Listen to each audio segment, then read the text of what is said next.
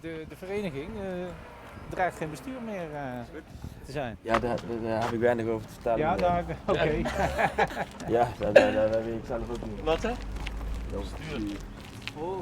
Dan gaat je aan het hart. Wat dat betreft ja, is het wel jammer. Maar ja, wat mij betreft kan het gewoon niet meer, want je kan dat gewoon qua uren niet meer managen. Ik heb er nog een dagjob bij, dus ja, ik ben nog niet gepensioneerd. Gaat wel die kant op, maar ja, ik moet ook een beetje aan mijn eigen denken. Ja, want wat als er geen nieuwe mensen zijn op 30 juni?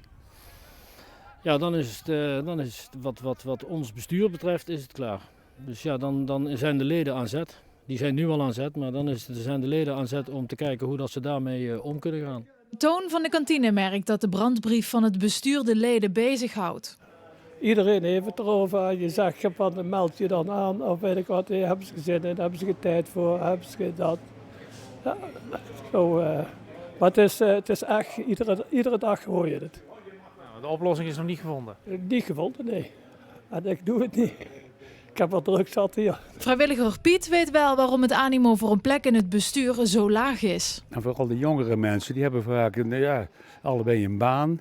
En dan, ja, de mannen hebben vaak ook niet al te veel tijd. Het hoeven niet al die mannen te zijn, mogen nog vrouwen zijn hoor.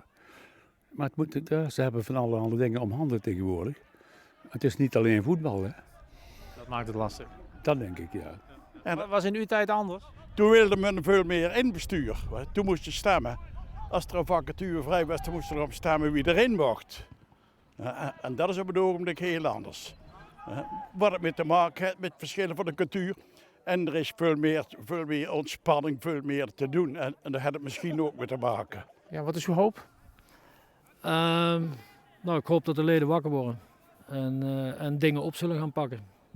Dat is mijn grootste hoop, inderdaad.